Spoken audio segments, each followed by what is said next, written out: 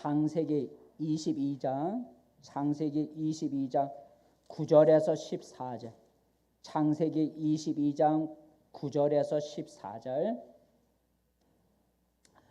우리 한 목소리로 우리 같이 읽어 나가겠습니다.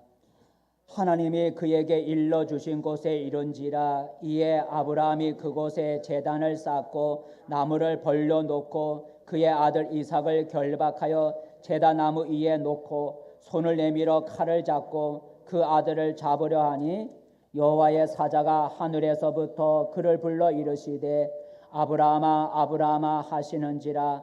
아브라함이 이르되 내가 여기 있나이다 하매 사자가 이르시되 그 아이에게 내 손을 대지 말라. 그에게 아무 일도 하지 말라. 내가 내 아들 내 독자까지도 내게 아끼지 아니하였으니 내가 이제야 내가 하나님을 경외하는 줄을 아노라. 아브라함이 눈을 들어 살펴본즉 한 순양이 뒤에 있는데 뿔이 수풀에 걸려 있는지라.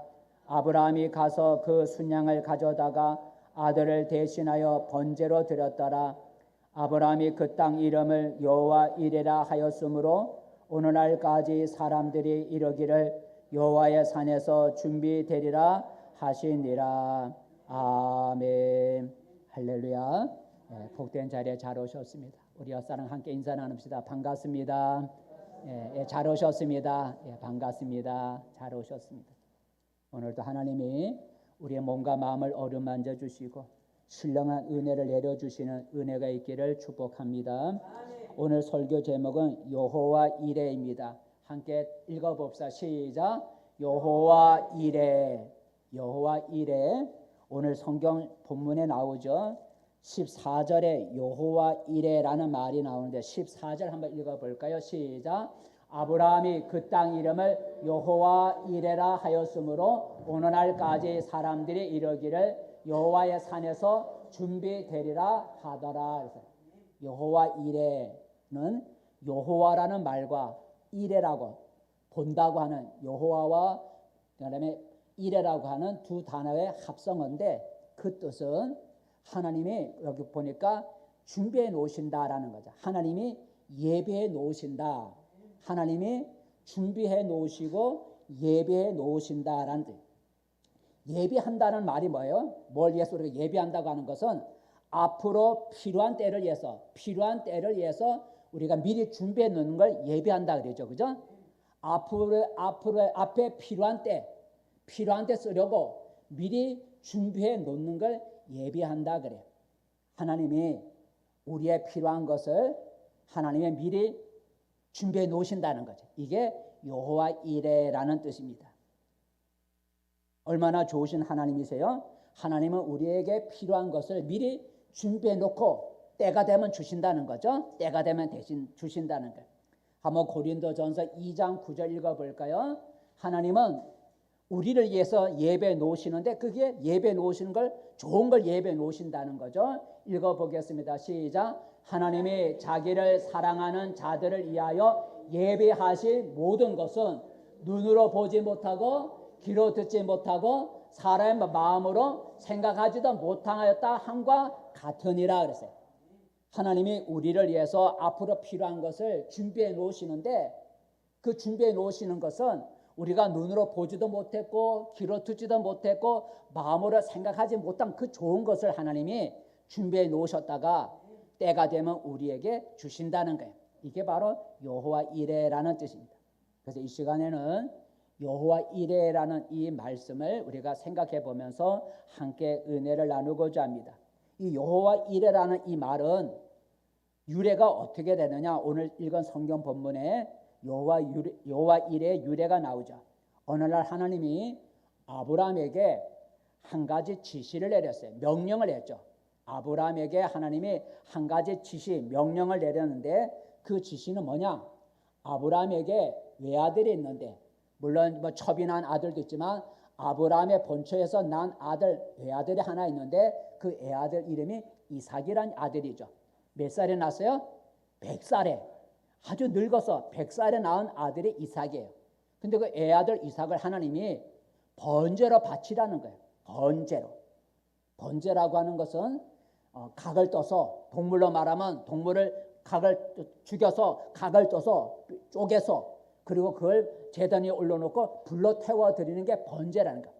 죽여갖고 각을 다 떠서 죽여서 동물을 쪼개갖고 그래서 제단에다 불로 태워 드리는 걸 번제라 그러는데, 하나님께서 아브라함의 외아들을 번제로 하나님께 드리라는 명령을 내렸는데, 한번 읽어볼까요? 2절 말씀 시작. 여호와께서 이르시되 내 아들 내 사랑하는 독자 이삭을 데리고 모리아 땅으로 가서 내가 내게 일러준 한상 거기서 그를 번제로 드리라는 거야. 번제. 외아들, 100살에 낳은 그 외아들을 죽여갖고, 칼로 죽여갖고 그걸 제단에도 올려놓고 불로 태워서 나한테 제사 드리라고 명령을 내린 거예요.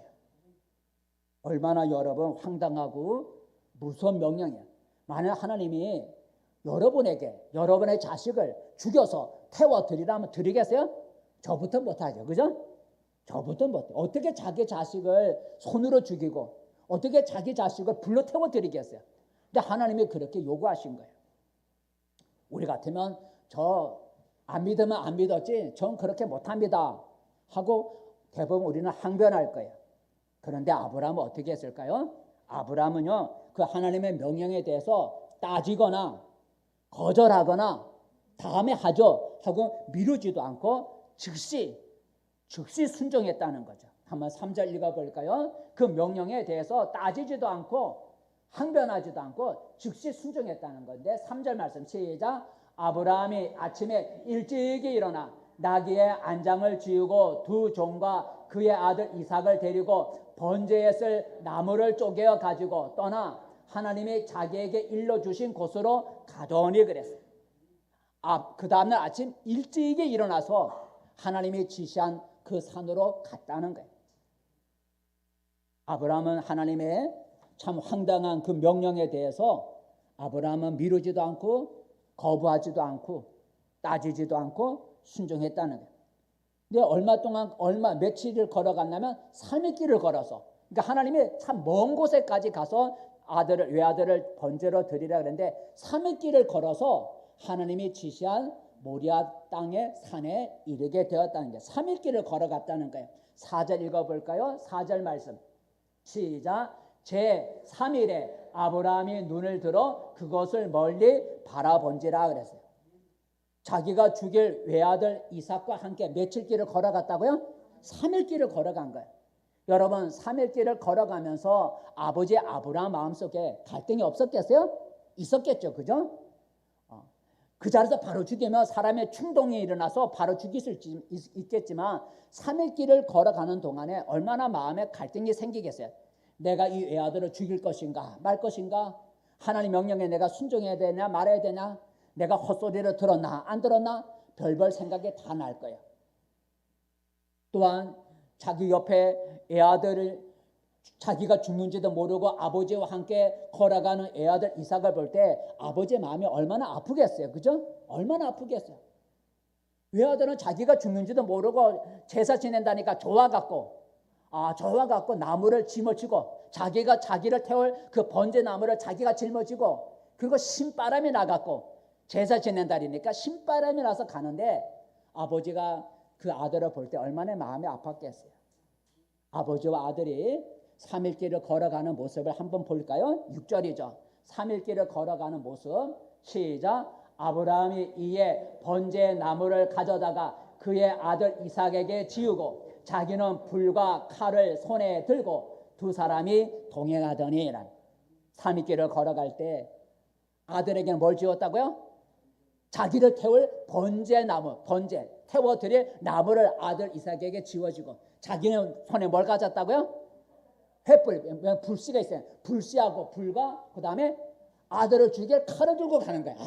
그렇게 3일 길을 걸어갔다는 거예요. 여러분 얼마나 갈등이 있지 않겠어요? 근데 아브라함이 그렇게 순종했다는 거예요. 자, 그런데 아들 이삭이 번제나무를 쥐고 가다 보니까 이상한 게 한 게 있어. 이상한 게 보니까 뭐가 없어요? 재물이 없는 거야. 재물이 없어. 나무도 짓고 아버지 손에 칼도 있고 불도 있는데 정작 하나님께 제사를 드릴 동물, 제물이 없는 거야. 그래서 이 아들 이삭이 아버지한테 질문을 하는 건데 한번 읽어볼까요? 7절이죠. 시작. 이삭이 그 아버지 아브라함에게 말하여 이르되 내 아버지여 하니 그가 이르되 내 아들아 내가 여기 있노라.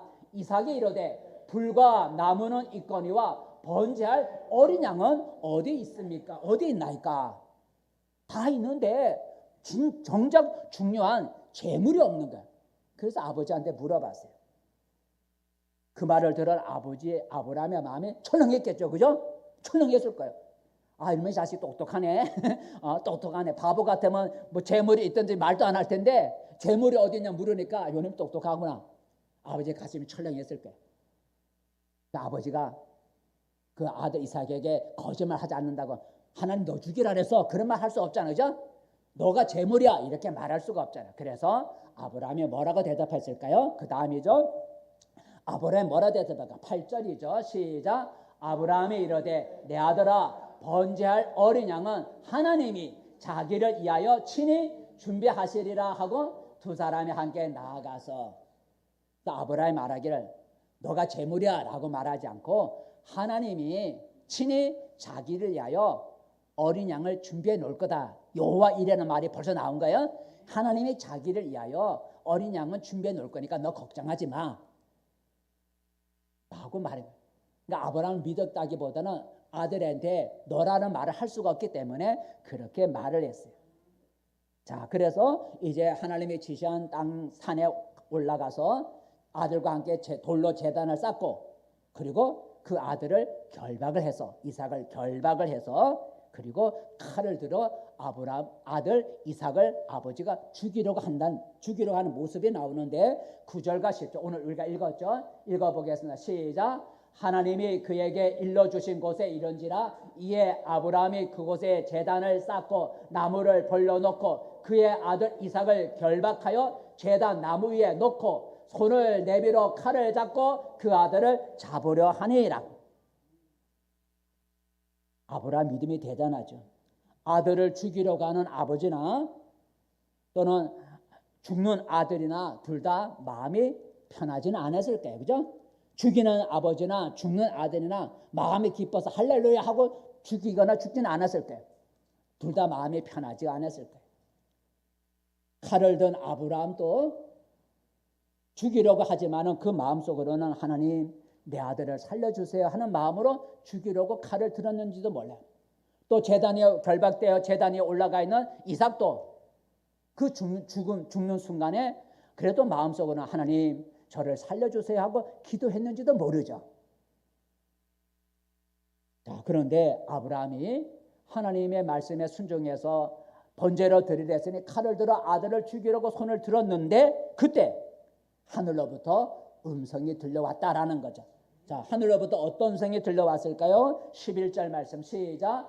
여호와의 사자가 하늘에서부터 그를 불러 이르시되 아브라함아 아브라함아 하시는지라 아브라함이 이르되 내가 여기 있나이다 하매 12절 사자가 이르시되 그 아이에게 내 손을 대지 말라 그에게 아무 일도 하지 말라 내가 내 아들 내 독자까지도 내게 아끼지 아니하였으니 내가 이제야 내가 하나님을 경외하는 줄을 아노라. 죽이러 가는 마지막 그 순간에 하나님의 역사가 나타났어. 하나님이 아브라함아 내 손을 그에게 대지 말라. 내 아들 이삭에게 아무 일도 하지 말라 하고 막으셨다는 거예요. 그리고 하나님이 그 아들 이삭을 죽이지 말라 했으니까 하나님은 뭔가 제물을 바쳐야 되잖아. 그래서 하나님이 아브라함을 위해서 이삭 대신에 하나의 번제물을 준비해놨는데 그게 뭐예요? 순양을 하나님이 예배해 놓으셨다는 것을. 그 예배해 놓은 것을 보았어요. 한번 읽어볼까요? 13절이죠. 13절 말씀. 13절 시작. 아브라함이 눈을 들어 살펴본즉 한 순양이 뒤에 있는데 뿔이 수풀에 걸려 있는지라 아브라함이 가서 그 순양을 가져다가 아들을 대신하여 번제로 드렸더라라고. 그러니까 아들에게 손대지 말라 그랬어. 근데 제물을 바쳐 하나님께 드려야 할 제물이 없잖아요. 그럴 때 눈을 들어 주변을 살펴보니까 순양이 숲풀에 걸려 있더라는 거죠. 방금 전만 해도 못 봤잖아요. 그죠? 아들을 죽이려고 하는 그 시간까지만 해도 그 순양을 보지 못했어요. 내 아들을 죽이려고 하는 순간, 그리고 하나님께서 그 죽이려고 하는 걸 막았을 때, 그때 아브라함 눈과 귀가 열려 보니까 아까 방금 전만 해도 보이지도 않던 순양이 보이는 거예요. 그래서 그 순양이 도망가지 못하게 순양의 뿔이 숲풀에 걸려서 있는 거야. 그래서 그 순양을 데려다가 아들 이삭 대신에 하나님께 번제로 드렸다라는, 하나님의 아브라함을 위해서 무엇을 예배해 놓으셨어요? 순양을 예배해 놓으셨다라는 거죠. 순양을 예배해 놓으셨던 거예요. 그래서 그 순양을 번제로 드리고 그 땅을 뭐라고 불렀는가? 그 다음에 14절 말씀. 자, 제물을 드린 후에 14절 말씀 시작. 아브라함이 그 땅 이름을 여호와 이레라 하였으므로 오늘날까지 사람들이 이르기를 여호와의 산에서 준비되리라 라는, 산에서 순양이 준비됐으니까 여호와의 산에서 준비되리라 하면서 여호와 이레라고 불렀다는 거죠. 여호와 이레는 아까 말한 것처럼 하나님이 준비해 놓으신다는, 앞으로 필요한 때를 위해서 필요한 때를 위해서 미리 준비해 놓는 걸 예비한다 그러는데, 그게 바로 여호와 이레라라는 뜻이죠. 하나님은 아브라함처럼 하나님을 사랑하는 자를 위해서 하나님은 좋은 것을 예배해 놓으셨다. 아까 우리가 고린도전서 읽었는데 다시 한번 읽어볼까요? 하나님은 자기를 사랑하는 자를 위해서 좋은 걸 예배해 놓으셨다 그랬어요. 시작. 하나님이 자기를 사랑하는 자들을 위하여 예비하신 모든 것은 눈으로 보지 못하고 귀로 듣지 못하였고 사람의 마음으로 생각하지도 못하였던가 함과 같으니라 그랬어요. 하나님이 여러분에게도 필요한 것을 미리 준비해 놓아주시는 여호와 이레의 은혜가 있기를 바랍니다. 하나님이 여러분에게도 여러분의 필요한 것을 하나님이 미리 예배해 놓으시는 여호와 이레의 은혜가 있기를 바랍니다. 성경에 보면 오늘 아브라함과 같이 하나님께서 필요한 것을 예배해 놓으시는 여호와 이레의 그런 사건들이 몇 개 있는데 우리 두 개만 먼저 생각해 보겠습니다.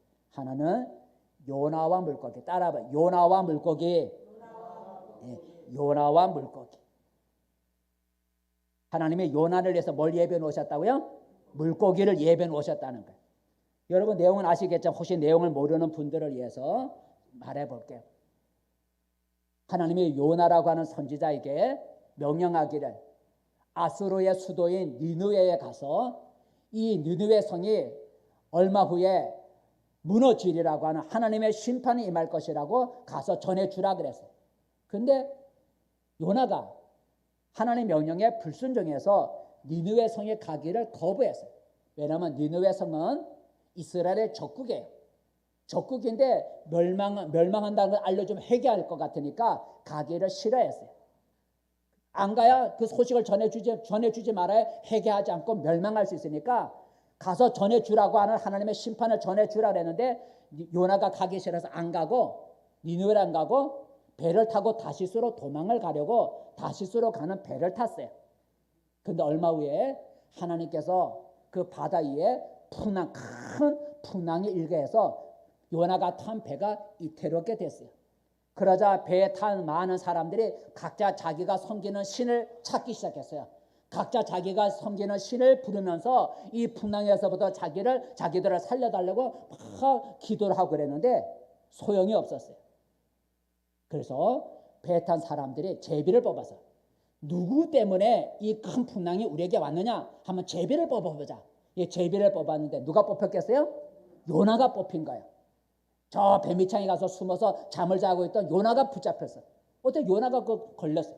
그래서 사람들에게 너가 무슨 죄를 지었나? 그랬더니 요나가 말하기를 내가 죄를 지어서 나 때문에 풍랑이 임했으니까 나를 바다에 던지면 풍랑이 잔잔해질 겁니다. 나를 바다에 던져주세요 하는 말을 하는데 한번 읽어볼까요? 요나서 1장 12절 시작. 그가 대답하되 나를 들어 바다에 던지라. 그리하면 바다가 너희를 위하여 잔잔하리라. 너희가 이 큰 폭풍을 만난 것이 나 때문인 줄을 내가 아노라 하니라 그랬어요.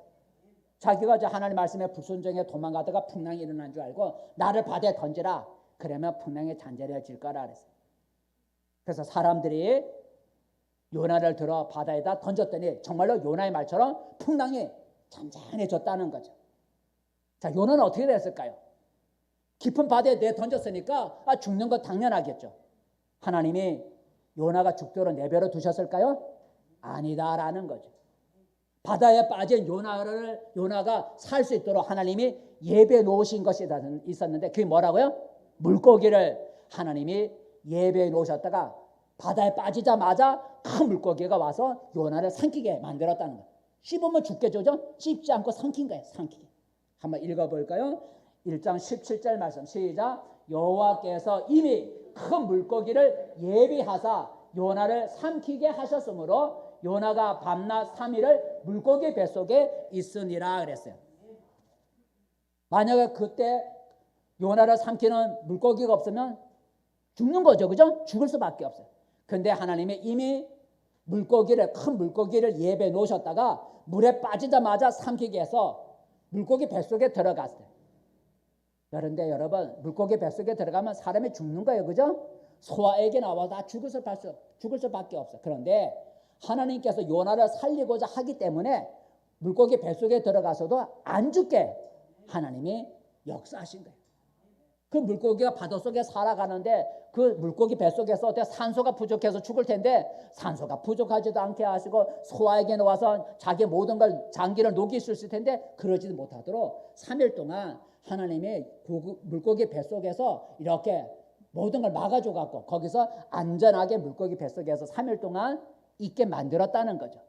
그러면서 그 3일 동안 물고기 뱃속에 있으면서 요나가 철저하게 회개했다는 거죠. 철저하게 회개를 했어요. 그리고 회개를 다 하니까 하나님이 3일 후에 그 물고기를 하여금 요나를 내뱉으라고 명령하게. 물고기가 바다에서 던지면 요나는 죽겠죠. 그죠? 하나님이 요나를 내뱉으라 그러니까 어디 가서 내뱉었어요? 저 해변가로 큰 물고기가 해변가로 나가갖고 육지에다가 투 하고 내뱉었어요. 한번 읽어볼까요? 자, 2장 10절 말씀 시작. 여호와께서 그 물고기에게 말씀하시매 요나를 육지에 토하니라. 어디에 토했다고요? 육지에 토하라니까 바다에서 나온 거예요. 물고기가 그렇게 한 것은 하나님의 명하셨다는 거죠.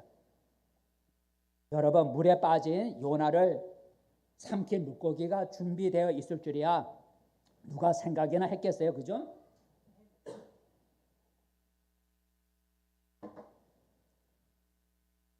물고기가 그때 있은 것은 우연히 된 것이 아니고 하나님께서 예배해 놓으셨다라는 거죠. 하나님이 물고기를 예배해 놓으셨기 때문에 물고기 뱃속에 들어가서도 3일, 주야 3일을 살 수가 있었던 거예요. 하나님이 예배해 놓지 않은 물고기라면 그 물고기 속에 들어가면 죽을 수밖에 없는 거예요. 하나님이 예배하신 물고기이기 때문에 물고기가 삼켜졌지만 3일 동안 살아날 수 있도록 하나님이 지켜줬다는 거예요. 바로 요나를 위해서 하나님이 물고기를 예배해 놓으시는 여호와 이레가 있었다는 거죠. 또한 우리의 사건을 보면 누구냐면 하갈이죠. 하갈과 샘물, 물고기 마시는 샘은 하갈과 샘. 내용은 이래요. 하나님이 하갈과 그 아들, 어머니와 아들, 하갈과 그 아들이 하나님의 하갈과 아들을 위해서 마시는 샘을 예배해 놓으시는 그런 얘기인데 어느 날 하갈이 집에서 쫓겨나게 됐어요. 첩이기 때문에 본처가 쫓아내라 그랬어요. 그래서 이 첩인 하갈이 집에서 쫓겨나게 됐어요. 쫓겨날 때 떡과 물을 가지고 나왔는데 광야에서 사람이 살지 못하는 광야, 쉽게 말하면 사막과 같은 그런 광야에서 이 하갈과 그 아들이 길을 잃고 헤매다가 뭐가 떨어져서요? 물이 떨어진 거예요. 집에서 가져나온 물병에 물이 떨어진 거예요. 광야는 사람이 살지 않는 곳이고 물이 없는 곳, 사람이 살 수 없는 곳이 광야. 거기서 물이 떨어졌으니 죽을 수밖에 없게 된 거예요. 자, 한번 읽어볼까요? 자, 창세기 21장 14절 시작. 아브라함이 아침에 일찍이 일어나 떡과 물 한 가죽 부대를 가져다가 하갈의 어깨에 메워주고 그 아이를 데리고 가게 하니 하갈이 나가서 부엘세바 광야에서 방황하더니 넘어가서 가죽 부대에 물이 떨어진지라 그랬어요. 물이 없으면 살 수 없는 광야에서 뭐가 떨어졌다고요? 가져 나온 물이 떨어진 거예요. 물이 떨어져 이제 죽게 된 거예요. 그래서 이제는 물을 구할 수 없으니 어머니와 아들이 서로 떨어져서, 그래서 광야에 나무가 몇 개씩 이렇게 가끔 있는데 그 아들을 나무 밑에 놓고 멀리 떨어져서 서로 쳐다보면서 엉엉 울면서 하나님 앞에 기도했다는 거죠. 엉엉 울면서 이제 죽게 됐습니다. 아버지 하나님 살려줘서 기도하는데 한번 읽어볼까요? 16절 말씀 시작. 그 자식을 감목 덤불 아래 두고 이르되 아이가 죽는 것을 참아 보지 못하겠다고 화살 한 바탕 거리 떨어져 마주 앉아 바라보며 소리내어 울며라는. 여기서 감목나무라고 하는 것은 우리라면 뭐 소나무 같은 데다 밑에다 놓은 게 아니고 우리 밖에 보면 개나리, 우리 저 화장실 때 개나리 같은 거, 감목이니까 개나리 같은 그런 나무 밑에다가 아들을 놓고 그 자기는 그 아들을 같이 있을 수가 없으니 떨어져서 서로 마주 보면서 울었다. 물이 없어지는 목말라져 죽게 됐다는 거죠. 여러분 어떻게 됐을까요? 하나님이 광야에서 물이 떨어져 죽어가는 그 어머니와 아들이 죽도록 내버려 뒀을까요? 아니다라는 거죠. 하나님이 물이 떨어진 그 모자가 살아갈 수 있도록 하나님이 예배 놓은 게 있는데 뭘 예배 놓으셨어요? 샘을. 그 광야에서 샘을 하나님이 예배 놓으신 거예요. 근데 지금까지 그 하갈과 그 아들이 지금 사방에 물을 찾아봤겠지만 물을 찾지 못했어요. 그래서 이제는 죽게 돼서 하나님 앞에 울며 기도했더니 하나님이 예배 놓으신 물을 하나님 발견하게 하시는데 한번 읽어볼까요? 자, 19절이죠. 시작. 하나님이 하갈의 눈을 밝히셨으므로 샘물을 보고 가서 가죽 부대에 물을 채워다가 그 아이에게 다시 마시게 하였더라래. 방금 전만 해도 울기 전만 해도 사방을 찾아봐도 샘을 보지 못한 거예요. 하나님의 눈을 가려갖고 보지 못한 거예요. 그래서 죽게 됐다고 어머니와 아들이 엉엉 울었더니 하나님의 천사가 나타나서 너 그 아이들의 울부짖는 소리를 하나님이 들으셨다 얘기를 하면서 하갈의 눈을 밝혀서 보니까 아까까지만 해도 보이지 않던 그 샘이 보게 된 거예요. 그 샘은 하나님이 예배 놓으신 거죠. 그죠? 하갈의 아들과 어머니 그 모자를 위해서 하나님이 샘을 예배 놓으시고 잠시 하갈의 눈을 가려 보지 못하겠지만 기도하는 하갈의 그 부르짖는 소리를 들으시고 눈을 열어 그 샘을 발견하게 하시고 그래서 살아나게 하셨다라는 거죠. 또 하나 여러분 성경 얘기하지만 저 얘기를 하면 이렇습니다. 제가 이 우리 생수계 벌써 이 성도는 적지만 생수계가 20년이 넘었어요. 제가 이 처음에 생수계를 개척할 때 하나님이 후원자를 예배해 놓으셨어요. 저희 교회 개척할 때 아무것도 없잖아요. 개척할 때는 아무것도 없잖아요. 그때 저희 개척 교회를 도와주는 후원자를 하나님이 예배해 놓으셨다라는 얘기예요. 총 교회 개척할 때 문화동의 중앙 선교회에서 개척한다 그러니까 얼마나 줬냐면 5천만 원을 줬어요. 5천만 원. 5천만 원을 받고 무조건 나간다 그랬어요. 무조건 저 나갈 거라 그래서 5천만 원 준다. 그래서 성도들 하나도 내가 건들지 않고 같이 가자고 누구와 이렇게 데려가지도 않고 장로님들은 데려가라고. 근데 그게 교회 떠나면서 마지막 담임 목사에게 해줄 수 있는 것은 성도를 건들지 않는 것. 마지막 내가 교회를 떠나면서 담임 목사님에게 해줄 수 있는 가장 좋은 것은 데려갈 성도들을 건들지 않는 것. 교회 분란을 일으키지 않는 게 내가 목회자에게 해줄 수 있는 가장 좋은 길이다 생각하고 장로님들은 데려갈 사람 데려가라 했지만 그렇게 하지 않고 그냥 조용히 해. 그래서 근데 5천만 원 주신다 해서 얼른 갖고 그냥 두 말 없이 가지고 나가겠다. 근데 그 5천만 원 어떻게 썼냐면 5천만 원을 갖고 전세금 교회 바로 옆에 집이 또 나와가고 자세히 얘기하면 전세금이 2,500이더라고. 그 바로 나왔어. 교회 바로 앞에 2천만 전세가 나왔게 2,500 전세금 나갔어. 그리고 상가 건물 얻었는데 보증금이 2천만 원이야. 그리고 그 상가교회가 전에 교회하던 교회인데 떠나가면서 그 교회 시설물을 바꿔나가겠다 그래서. 저는 아무것도 없으니까 그 시설물 그대로 인수받는데 500만 원 달라야 되더라. 얼마 남아요? 500만 원 남았어요. 자동차 봉고차 제 승용차 팔아버지가 승용차 인천에서 갖고 왔던 거 팔아 동생 주고 그냥 500만 원 봉고차를 저 인천에 가서 중고차를 봉고차를 샀어요. 돈 남았어 안 남았어요? 한 푼도 없는 거죠, 그죠?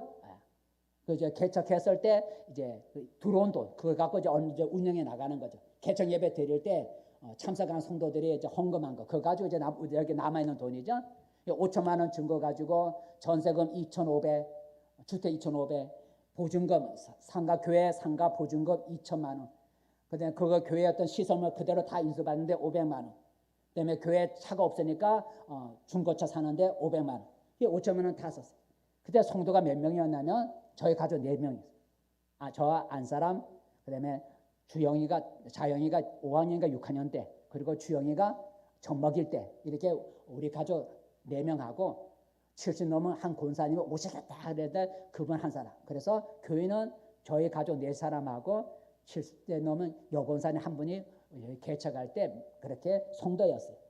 근데 여러분 교회가 운영하려면 돈이 나가야 되잖아요. 그 보증금을 줬는데 한 달 월세가 30만 원이에요. 그러니까 2천만 원에 한 달 월세가 30만 원. 그다음에 교회가 또 운영해 나가려면 전기수도 내야죠. 매주 식당 밥 먹어야죠. 나가 전도하려면 전도연법 써야 되죠. 이런 또 뭐 전기 수도를 내도 그 교회 관리비가 나가요. 운영비가 나가죠. 그리고 우리 네 식구도 먹고 살아야 되잖아요. 그죠? 우리 네 식구가 굶을 수 없잖아요. 먹고 살아야 되잖아요. 그 돈이 없잖아요. 이제 개척할 때 온 그 돈 갖고 이제 나머지 써나갖고 교회에서 저 목에 준 건 돈이 하나도 없잖아요. 근데 돈은 매달 나가야 되는 거예요. 월세도 나가야 되고 교회 운영하는 데도 돈 나가야 되고 저 네 식구가 살아가는데도 또 생활비도 써야 되고 여러 교회들 몇몇 교회들이 도와줬지만 그러나 많이 부족해요. 그죠? 뭐 몇 교회가 도와주겠어요? 몇 교회가 큰 교회라고 다 도와주는 것도 아니죠. 몇 교회가 매달 뭐 10만 원씩 도와줬지만 그게 그래도 많이 부족했어요. 그렇다고 부족하다고 제가 또 다 여러 개 다니면서 좀 도와주세요. 저는 그런 거 못하거든요. 왜냐하면 하나님이 처음에 목회자 할 때 순종하고 가면 다른 사람을 통해 먹여줄 것인데 저는 그 말을 기억하기 때문에 순종하고 가면 다른 사람을 통해 먹여줄 것인데 저는 그 말을 기억하기 때문에 하나님의 교회를 개척했으니 죽든 살든 하나님이 책임져 주실 거라 믿고 다 교회 다니면서 도와달라고 그렇게 해본 적도 없어요. 기도만 하는 거예요. 하나님이 개척하게 하셨으니 하나님이 책임져 주실 거다는 그것만 갖고 손에 가진 것이 없지만 기도만 하는 것밖에 없어요. 그런데 하나님이 오늘 여호와 일에 하나님이 준비해 놓으신다는 얘기를 하는 거예요. 하나님이 우리 교회를 도와줄 후원자를 하나님이 예배 놓고 계시더라는 거죠. 알고 제가 개척한 게 아니잖아요. 그죠? 저를 도와줄 몇몇 사람들의 누가 도와줄 거다 다 계산해서 개척한 게 아니거든. 전혀 그냥 없이 그냥 개척한 거예요.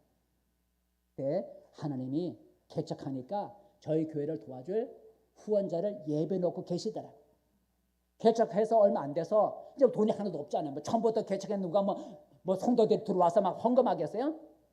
오자마자 하는 성도들 와서 우리 전대에서 온 사람들이 교회 와갖고 11조 내고 감사헌금 하나요? 아니잖아요. 그죠? 안 그렇잖아요. 그러니 전도회에 와도 그 사람이 헌금할 때까지는 시간이 필요한 거예요.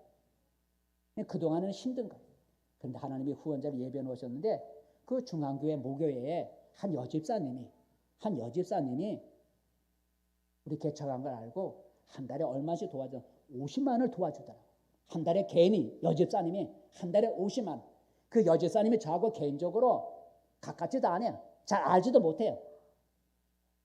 근데 그 집사님을 이렇게 멀리서 좀 그 집사님의 좀 약간 여자로서 좀 가까이 하기가 좀 불편한 그런 성격적으로 그런 분이.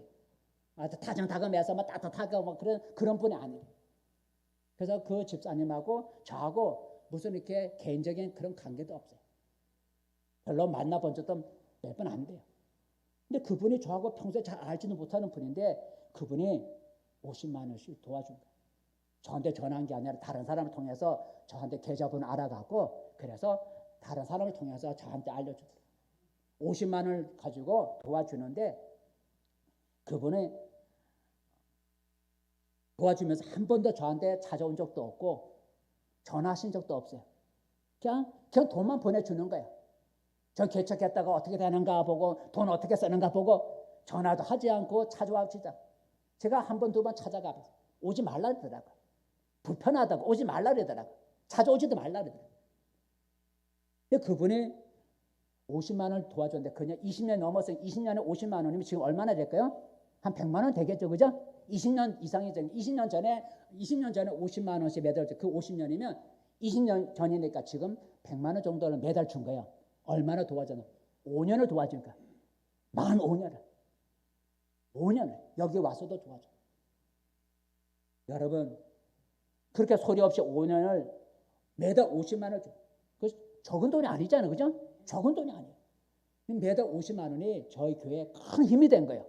월세 30만 원 나가야지, 교회 운영비 나가야지, 가족 생활비 써야지.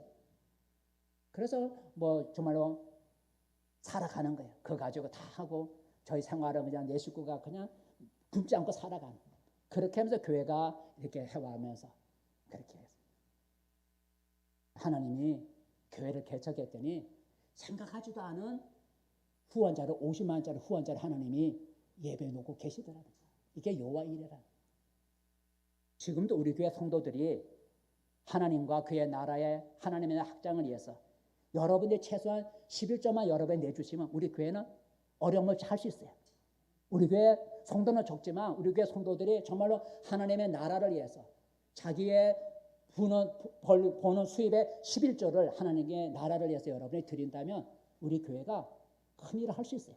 아직 못 드리는 사람이 많기 때문에 우리가 아직 교회가 아직도 좀 어렵고 그렇지. 우리 교회 성도들이 믿음이 들어가서 그 여집사님처럼 다른 교회 성도, 다른 교회도 도와주는데 여러분이 우리 교회를 위해서, 내 교회를 위해서 여러분의 최소한 수입의 11조만 여러분이 하나님 앞에 하나님의 나라를 위해서 믿음으로 드리면 우리 교회가 더 큰 일을 할 수 있다고 생각을 해요. 이처럼 우리 눈에 보이지 않아도 하나님은 우리를 위해서 필요한 모든 것을 예비하신다는 것을 우리가 성경을 통해서 또 저의 하나의 간증을 통해서 말씀을 드렸습니다. 자, 그렇다면 우리가 어떻게 하면 여호와 이레, 하나님이 나의 필요한 것을 예배 놓으시는 여호와 이레 그 은혜를 우리가 어떻게 하면 체험할 수 있을까? 하나는 하나님을 사랑해야 돼요. 따라요. 하나님을 사랑해야 한다. 예, 하나님을 사랑해야 돼요. 아브라함이 하나님을 사랑했기 때문에 자기 아들까지도 바칠 수 있어요. 그죠? 하나님을 사랑하는 마음이 없으면 누가 자기 아들을 바치겠어요? 근데 하나님을 사랑해서 자기 아들을 바치려고 하니까 그 아들 대신에 뭘 예배해 놓은 거예요? 순양을, 양을 하나님이 예배해 놓은 거예요. 하나님을 사랑하는 마음 때문에 아들까지도 바치려고 했더니 하나님은 아들 못 바치게 하고 그 아들 대신에 어린 양을 예배해 놓으시는 여호와 이레의 축복을 주셨어요. 여러분 이처럼 우리가 하나님이 나를 위해서 필요한 것을 준비해 놓으시는 여호와 이레의 은혜를 우리가 체험하려면 그 무엇보다도 하나님을 사랑하는 마음이 있어요. 하나님을 사랑해야 돼요. 하나님은 자기를 사랑하는 자를 위해서 예배해 놓는다고 아까 읽었죠? 고린도전서 2장 다시 한번 읽어볼까요? 하나님은 자기를 사랑하는 자를 위해서 우리가 생각하지 못한 걸 예배해 놓으신다 그랬는데 읽어보겠습니다. 시작. 하나님이 자기를 사랑하는 자들을 위하여 예배하신 모든 것은 눈으로 보지 못하고 귀로 듣지 못하고 사람의 마음으로 생각하지도 못하였다 함과 같으니라. 우리가 여호와 이레의 은혜를 체험하려면 하나님을 사랑하는 자가 돼야 돼요. 하나님을 사랑. 내가 정말 하나님을 사랑한다면 하나님이 나를 위해서 필요한 걸 예배해 주셔요. 두 번째 여러분 뭐 비단 얘기지만 우리가 여호와 이레의 은혜를 체험하려면 따라해봐요. 주의 명령에 순종해야 한다. 예, 주의 명령에 순종해야 돼요. 아브라함을 보세요. 아브라함이 하나님께서 내 아들을 바치라 라고 할 때 그 명령에 순종했어요. 철저하게 순종했어요. 아침 일찍이 순종해서 아들을 온전히 바치려고 순종했어요. 그랬더니 하나님이 아들을 못 바치게 하고 양을 준비했어요. 하나님 명령에 절대적으로 순종했더니 하나님이 여호와 일에 준비해놨어요. 그러니까 처음 개척할 때 교회를 갈 때 교회가 없어서 저 기도원에 가서 교회 주세요 교회 주세요 했더니 여러분 말이 들어봤잖아요. 5만 원 준다 그러더라고요. 5만 원이면 방세도 안 되는데 어떻게 살아갑니까? 그랬더니 순종하여 가면 다른 사람을 통해서 먹여줄 것인데 꿈에 그러는 거. 깨어나갖고 하나님을 회개했죠. 회개했어요. 하나님 어디든지 보내 5만 원짜리라도 보내면 가겠습니다. 월세도 안 되는데 5만 원짜리라도 보내면 가겠습니다 하고 왔는데 교회를 갔는데 어느 교회 간 거예요? 몇만 원짜리 갔어요? 그 5만 원짜리 교회 간 거예요.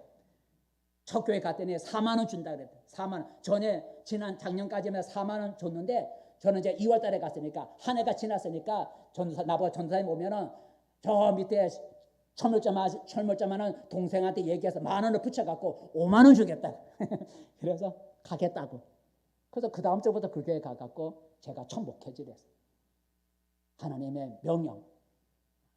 5만 원짜리라도 가면 다른 사람을 통해 먹여줄 건데 그 말을 듣고 제가 꿈을 꾸고 회개하고 순종해서 어디든지 가겠다고. 5만 원짜리라도 가겠다고. 근데 정말 갔는데 새 교회가 나왔는데 마지막 교회가 5만 원짜리 교회가 남았더라.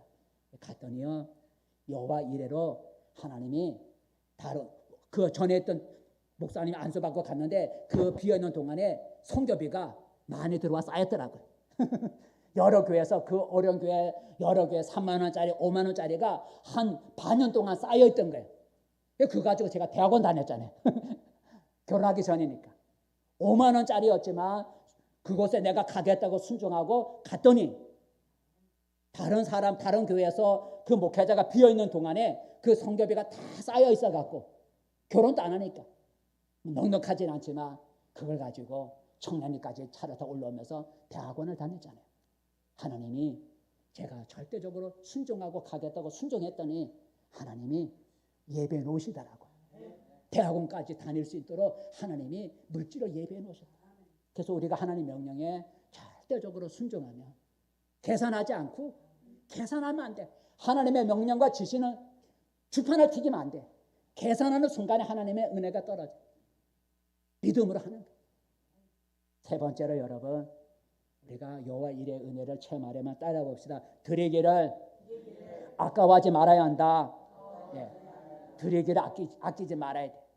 우리 아까 노래 불렀죠? 그 노래가 끝에가 좋더라. 가사가 어떤 가사가 있어요? 주가 일하시네. 그 가사가 있어요. 그 맨 뒤에 보면 저게 있네. 예. 주가 일하시네. 주께 뭐하지 않는 자? 아끼지 않는 자에게 하나님이 여호와 일의 은혜를 줘요. 아끼지 않는 자에게. 아브라함을 보세요. 자기 귀한 애아들까지 아까워하지 않고 드릴 때에 하나님이 그 아들 대신에 양을 예비해 놓으신 거예요. 애아들 이건 바칠 수 없어. 아까워서 안 드렸으면 뭐 죽지도 않았겠지만 아들이 안 죽었겠지만 하나님이 예비해 놓으시는 그런 은혜를 맛보지 못했을 거예요. 여호와 일의 은혜를 우리가 체험하려면 하나님께 나의 귀한 것을 드리는 걸 아까워하지 말아야 돼.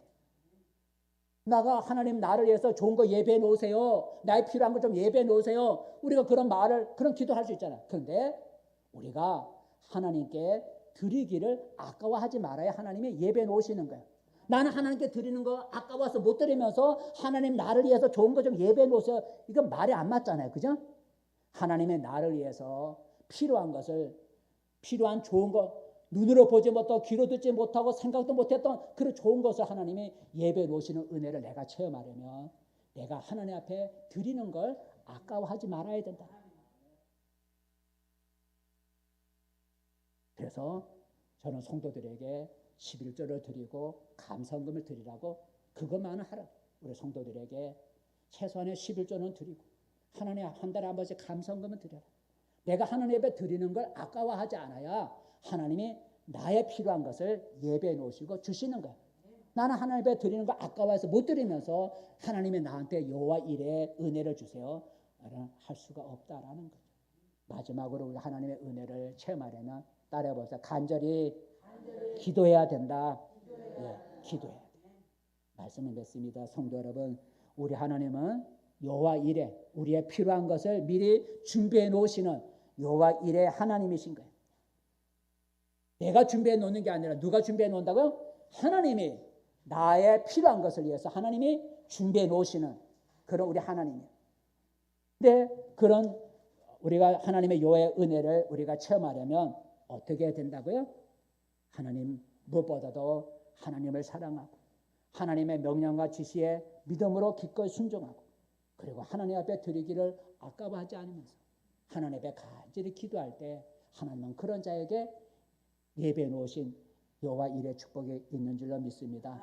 오늘 아브라함처럼 하나님이 여러분의 필요한 것들을 준비해 놓아 주시는 그런 은혜가 있기를 바라고 또 하나님이 예배해 놓으신 것을 누리는 그런 은혜를 받는 그런 하나님 예배해 놓은 것을 누리는 그런 은혜가 있기를 바라겠습니다. 기도하겠습니다. 은혜로우신 하나님 아버지, 우리 하나님은 우리의 필요한 것을 예배해 놓으시는 여호와 이레 하나님인 줄로 믿습니다.